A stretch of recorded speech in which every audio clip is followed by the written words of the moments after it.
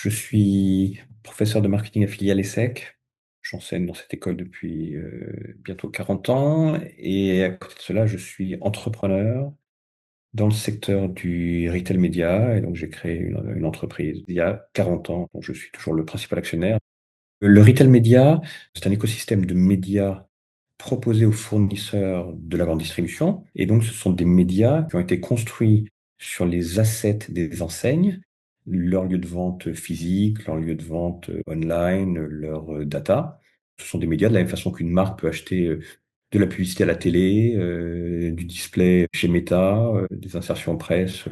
En PQR, elles peuvent, ces marques, acheter des médias à proximité de l'acte d'achat et en ciblant beaucoup mieux les consommateurs de leurs produits ou de leurs catégories. Cet écosystème de médias proposé aux marques, proposé aux fournisseurs, permet de faire de la publicité de façon plus ciblée et souvent plus efficace que les médias classiques que sont la télévision, la radio. La grande distribution a un footprint très impressionnant sur le monde. D'abord parce que c'est un secteur assez concentré dans tous les pays. Je veux dire, en France, 6 enseignes concentrent 90% des achats de produits grande consommation. En Californie, 6 enseignes concentrent 80% du volume de ces marchés. Donc vous avez un petit nombre d'acteurs en concurrence assez franche les uns avec les autres, mais qui irrigue l'ensemble des foyers sur tous les biens de consommation, les biens alimentaires, les produits d'hygiène, les produits d'entretien, les boissons, etc. Si on revient à l'impact, vous savez que lorsqu'on regarde l'ensemble des émissions que nous produisons, les trois grands facteurs d'émissions, chacun pesant 25 à 30% de nos émissions personnelles, c'est le transport, le logement et l'alimentation. Et donc l'alimentation, je le redis, ça passe par 5, 6 acteurs qui maîtrisent l'ensemble des chaînes de distribution de ces produits alimentaires. Donc ils ont une responsabilité lorsqu'ils mettent sur le marché des produits meilleurs pour la planète, décarbonés, plus ils poussent ces offres durable, entre guillemets, plus la consommation mute rapidement vers une consommation décarbonée. On peut prendre aussi l'exemple d'une consommation meilleure pour la santé. Si moi, distributeur, je choisis plutôt de référencer, de mettre en avant des produits au sein d'une catégorie de Nutri-Score A ou B plutôt que de Nutri-Score D ou E, bah, quelque part, j'expose les consommateurs et je les invite plus massivement à acheter des produits meilleurs pour leur santé. Idem pour le plastique. Quelque part, j'ai la possibilité d'emmener les consommateurs vers une consommation moins émissive. Les acteurs conviennent que la distribution a une responsabilité majeure sur 4 chapitres.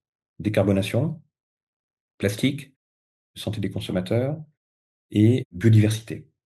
Sur les 4 chapitres que j'évoque, il y a 2 chapitres sur lesquels les clients sont regardants et vont de plus en plus faire des choix en fonction des stratégies des enseignes. C'est le sujet de la santé et le sujet du plastique. L'impact de l'alimentation sur la santé, il a été rendu très accessible aux consommateurs, notamment à travers le Nutri-Score et Yuka. Il y a un moment, le Nutri-Score, c'est fantastique. Je veux dire, avec un code couleur, vous comprenez si votre truc c'est plutôt bon ou plutôt dégueulasse. Alors, enfin, plutôt dégueulasse, je suis un peu lapidaire, mais encore une fois, au sein d'une catégorie, vous avez des produits qui sont Nutri-Scorés plus ou moins A et plus ou moins E. Et ça, le consommateur l'a compris. Yuka, je scanne, paf, j'ai la note, je comprends est-ce qu'il y a des additifs, voilà. En plus, ça me touche directement. Moi, consommateur, c'est ma santé. La décarbonation, c'est un peu plus compliqué, donc ça va mettre un peu plus de temps. La filière travaille sur ce sujet, travaille à développer une mesure au produit, hein, et puis qui pourra être portée sur les packs demain comme est porté sur les packs le Nutri-Score, mais voilà, ça va prendre un peu de temps. Et puis le plastique, les gens ont compris, je dirais, le plastique, tous les gens, ils en voient dans les rivières, dans les champs, dans la mer, ils comprennent la nocivité de la chose. Donc le plastique, les gens regardent, donc les enseignes et les fournisseurs ont intérêt à cavaler sur le sujet. Mais sur le plastique, c'est compliqué, parce que le plastique, c'est pas cher et ça a des vertus fantastiques. Donc à un moment, sortir de la seringue du plastique, ouais, c'est compliqué. On dit le plastique, c'est remove, reduce, reuse, recycle. Donc, commencer à l'enlever. Bon, et puis après, le réduire, le réutiliser, le recycler. Commencer à l'enlever. Le plus bel exemple, c'est le shampoing solide. C'est-à-dire, un flacon de shampoing que vous utilisez le matin, c'est une bouteille en plastique remplie à 90% de flotte. C'est-à-dire que vous avez des camions qui traversent la France entière tous les jours remplis de plastique et de flotte. Ok. Pour un principe actif qui ne représente que 10% de ce que le camion trimballe. Vous dites quand même, c'est une hérésie environnementale. Surtout qu'on a une alternative. C'est le shampoing solide. C'est plus petit, c'est concentré, et le pack, c'est du carton. Voilà. Et puis, c'est pas plus coûteux à produire. Alors, ça a peut-être moins de vertus cosméto, voilà. Mais donc, ça ne prendra pas 100 points de part de marché. Enfin, aujourd'hui, c'est 2 points de part de marché, vous voyez. Donc, il y a comment j'enlève le plastique et je passe à autre chose. Il y a les sujets de consigne, bien sûr, hein, mais la consigne, c'est compliqué parce qu'à un moment, oui, je passe sur une bouteille en verre ou un contenant en verre, mais il faut ensuite que je le ramène, soit c'est le consommateur qui le fait, soit c'est une filière, il faut que je le nettoie, il faut que je le remette dans le circuit, etc. Donc, voilà, il y a plein d'expérimentations, hein, donc on finira par trouver des choses. J'ai emmené mes étudiants en Roumanie il y a quelques mois. J'ai vu un système fantastique de consigne plastique. C'est-à-dire que chaque bouteille de plus de 0,1 litre, de plus de 100 millilitres, elle est consignée à hauteur de 10 centimes, équivalent de 10 centimes, hein, c'est en monnaie locale. Donc votre bouteille de coca, votre bouteille de cristalline, vous la payez 10 centimes de plus. Et quand vous la ramenez en magasin, on vous redonne les 10 centimes. Donc c'est un principe de consigne, hein, c'est pas une taxe, c'est une consigne. Et en 18 mois, 100% des bouteilles de plastique en Roumanie sont recyclées. Il n'y a plus une bouteille qui traîne dans les rues, dans les champs, dans les rivières, etc. Ouais, c'est quand même fantastique. Voilà. Et en France, pour un certain nombre de raisons, c'est un autre sujet, ça n'avance pas. Voilà. Donc, en tout cas, mais je vous dis, voilà, c'est remove, reduce. Alors, reduce, c'est comment mon produit ou ma bouteille qui était composée de 15 grammes de plastique, ben, je peux faire la même chose avec 10 grammes. Voilà, donc je réduis l'usage plastique. Comment mon packaging, je peux le contraindre, je peux le réduire et donc faire appel à moins de plastique. Donc c'est reduce. Et puis après, il y a reuse, c'est réutilisation et puis recyclage. Voilà. Mais en amont, c'est reduce et remove. Enfin, remove et reduce. Enfin, je vous le dis en anglais parce que c'est les Anglais qui ont développé ce concept des 4 R. Donc voilà, mais enfin, vous avez compris. Au sein de Média Performance, je suis l'actionnaire et le président, hein. Donc, quelque part, j'ai la responsabilité d'incarner la vision, la mission et les valeurs de l'entreprise à travers le choix des stratégies et le choix des hommes et des femmes qui la dirigent, hein. Donc, on est dans ce secteur du retail media et on essaye d'incarner un capitalisme un peu alternatif et possiblement plus pérenne que les formats très débridés d'un capitalisme qui parfois se laisse aller. Ça passe par le fait de considérer que l'école de Chicago va mourir, cette école qui considérait que la finalité de l'entreprise, c'est l'enrichissement de l'actionnaire, hein. Donc, je pense qu'au milieu du siècle, il aurait été définitivement acté que l'école de Chicago sera morte. Mais aujourd'hui, elle n'est pas morte. Il faut regarder le mouvement trumpiste.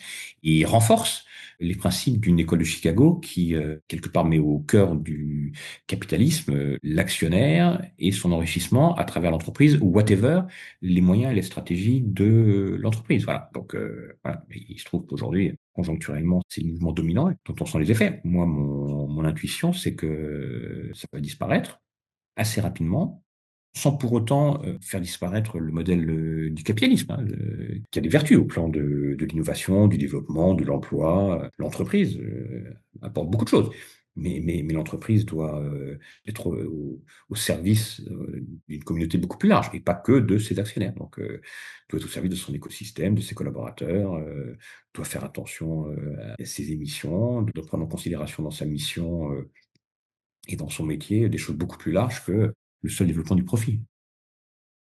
Chez Media Performance, on essaie d'incarner à notre petit niveau, hein, parce qu'on est une entreprise de 150 collaborateurs, donc c'est tout petit dans l'écosystème, mais on essaie d'incarner un capitalisme alternatif qui est respectueux de ses collaborateurs, qui prend en considération les enjeux sociaux, sociétaux, environnementaux. Donc concrètement, ça veut dire quoi? Ça veut dire que les collaborateurs, on essaye de les respecter, on essaye, au-delà de ce que la norme et la régulation demandent, de partager, hein, de partager le profit, de partager l'avoir, de partager le savoir, etc.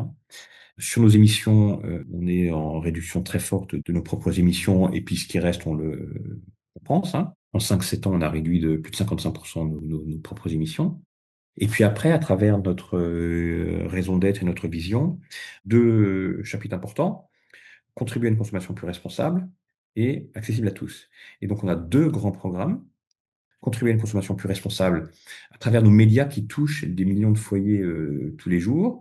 On essaye de faire de la publicité pour des marques et des références plus durables. c'est-à-dire moins émissive, meilleure pour la santé des clients, recourant moins au plastique ou préservant ou restaurant la biodiversité. Je reviens sur les 4 chapitres clés. Donc, voilà. Ça, c'est le premier pilier de l'action Mediaperf, c'est nous avons des médias qui ont un footprint assez important auprès des foyers et on met ces médias en partie au service de la transformation pour un monde plus durable. Et deuxième programme, c'est un programme qui s'appelle 1% for Care. On reverse chaque année 1% de notre chiffre d'affaires, c'est-à-dire cette année plus de 750 000 euros, à des associations qui œuvrent pour la précarité alimentaire. Donc là, c'est le côté accessible à tous, parce que ce sujet de la précarité alimentaire ou de la mauvaise alimentation de populations défavorisées, hein, qui va de pair, c'est terrible, c'est croissant, c'est une atteinte à la dignité humaine fondamentale.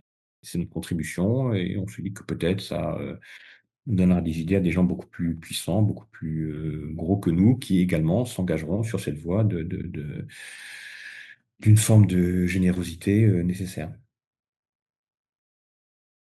Nous, ça fait longtemps qu'on est notamment engagé, Mediapart, auprès des banques alimentaires. Ça fait, à mon avis, 15 ou 20 ans qu'on les soutient, qu'on participe à la collecte annuelle des banques alimentaires, qu'on leur offre du média, que les collaborateurs se mobilisent et qu'on leur donne un peu d'argent. Après, on a pris conscience à un moment, il y a pas très très longtemps, peut-être 3 ans, je pense, qu'on avait une responsabilité également à l'égard de l'écosystème. Donc, c'est comme ça qu'est né ce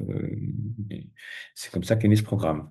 Voilà, et il a suscité différentes réactions, parce que c'est un coût, hein. Pour l'entreprise, c'est un coût. Donc, ouais, j'ai des actionnaires minoritaires qui m'ont dit, écoute Rémi, 1% pour les pauvres, c'est bien, mais enfin, si on faisait 0,5% et que le reste, on le filait à l'actionnaire, c'est pas mal aussi. Bah, voilà. Donc, ça crée des tensions, ça pose des bonnes questions. Et ce que j'ai expliqué, c'est que je pense que une telle démarche, associée aux autres, hein, ce que j'ai évoqué sur les autres programmes pour une consommation plus responsable, c'est le meilleur levier de construction de la pérennité de l'entreprise. Le capitalisme familial, il a cette chance, quand il cherche à s'inscrire dans la durée, c'est de se dire, bah, OK, il faut que je fasse de la croissance, mais pas à n'importe quel prix, parce que on a envie que l'entreprise continue à exercer sa mission dans 10 ans, dans 20 ans, dans 30 ans. Et donc, dès lors qu'on a cette préoccupation de pérennité, on pilote différemment les organisations. Ce sujet du coût de l'engagement, aujourd'hui, je pense qu'il a une forme de rentabilité vis-à-vis des collaborateurs. Il est aujourd'hui pas très efficace vis-à-vis des clients. Alors les clients disent, oui, alors, il y a quelques, enfin, des gens comme Danone. Danone, c'est une bicorp, hein, comme nous. Donc eux, ils sont assez regardants sur qui sont leurs partenaires, et donc ils préfèrent quand même, à qualité de prestation plus ou moins égale, prendre des partenaires assez engagés comme Mediaperf. Mais ils ne sont pas très nombreux. Je pense que dans 5 ans ou dans 10 ans, ils seront beaucoup plus nombreux, mais aujourd'hui, ils ne sont pas très nombreux. En revanche, les collaborateurs, parce qu'on a beaucoup de jeunes, hein, comme dans toutes ces boîtes de marketing, services, en revanche, les collaborateurs, ils sont regardants. C'est pas tous les jeunes, hein, mais les jeunes et les jeunes diplômés, dont on se dit que c'est eux qui vont piloter ces boîtes demain et après-demain, ils ont un regard différent sur l'entreprise et sur l'engagement. Donc, ce coût de l'engagement, coût COUT, ce coût de l'engagement, il a une rentabilité sur l'attractivité des talents, la rétention des talents. Et ce qui fait la sève et la valeur des entreprises au quotidien, ce sont les talents. Donc voilà, moi j'ai emmené l'entreprise là-dedans parce que je crois qu'il n'y a pas d'autre choix que d'évoluer vers un capitalisme alternatif. Si on veut que l'entreprise soit là encore dans 30 ans, si vous voulez développer votre profit à 18 mois, bah, pas besoin de faire ça, hein. Une partie croissante des jeunes des générations qui ont 25 à 35 ans aujourd'hui ne veulent plus travailler pour des boîtes pourries. Enfin, je vous le dis de façon un peu lapidaire, mais une boîte pourrie, c'est une boîte qui prend pas en considération la planète et les hommes, et qui ne prend en considération que la génération du profit pour l'actionnaire. Ok. Donc, c'est pour ça que je vous dis, en 2050, l'école de Chicago, elle est morte. Elle est morte parce que les talents n'intégreront plus cette entreprise. Et ça se voit aujourd'hui. Ce que vous avez de plus précieux dans votre vie, c'est votre temps, c'est votre énergie. Bon. Et on passe entre 7 et 10 heures par jour au boulot. Aujourd'hui, les jeunes se disent, bah, oui, je cherche à construire une carrière, j'ai besoin de gagner de l'argent, ok, mais plus à n'importe quel prix. Voilà. Donc, je fais le choix d'entreprise que je considère respectueux de ses collaborateurs et responsable à l'égard de la planète et des écosystèmes. Alors nous, on a choisi les pauvres et la précarité. Il y a plein d'autres options. Vous voyez ce que je veux dire? Pourquoi on a choisi la précarité alimentaire? Parce que de par notre métier, on est très proche de cet écosystème des produits alimentaires. Donc ça paraissait logique, vous voyez. pas parce que l'entreprise est engagée qu'elle n'est pas exigeante vis-à-vis de ses collaborateurs, hein. Et j'ai un peu envie de dire, puisque je vous disais, l'entreprise, elle donne pas, elle partage. Et on partage ce qu'on a. Ok. Et donc, il y a un moment, ouais, il y a une exigence parce qu'il faut que les équipes délivrent le plan de croissance. Ok. Et c'est une fois que vous délivrez le plan de croissance que vous pouvez partager. Sinon, s'il n'y a rien à partager, vous ne pouvez rien donner, entre guillemets. Bon. Cette notion d'exigence, il faut se dire qu'elle n'est pas antinomique avec la notion d'engagement. Parce que voilà, très souvent, voilà, les boîtes engagées, il y a un baby-foot au milieu, les mecs, c'est à la cool, à 5 heures, tout le monde part à la piscine. Bon, non, c'est pas ça, hein. Ça marche pas. En tout cas, pas longtemps. Et donc, l'exigence, ça fait que ouais, c'est parfois dur. Voilà, les équipes sont challengées, sont remises en cause.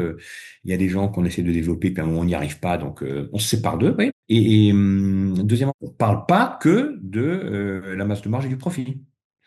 Il y a d'autres sujets qui sont au cœur des préoccupations dans le COMEX, dans les réunions de l'entreprise, voilà. On sait que l'entreprise, elle fait autre chose et elle est engagée sur autre chose. Donc voilà, je pense que c'est équilibrant. Si j'ai un dernier message à passer, c'est si vous avez une aspiration de pérennité pour l'entreprise dont vous êtes les actionnaires, il faut piloter d'urgence les entreprises différemment. Parce que je pense qu'il y aura une bascule violente. Il va se passer un truc improbable, bientôt, je ne sais pas quoi, mais qui va nous conduire tous d'urgence à réviser les modèles. Parce qu'on ne peut pas durablement rester dans ce modèle extractiviste, producteur d'inégalités et massivement émissif. Anticiper l'improbable et anticiper en prenant en considération ces enjeux d'engagement qui, pour moi, sont le seul gage de pérennité d'une entreprise et d'une organisation. Si vous êtes animé par autre chose, eh ben, il faut faire différemment.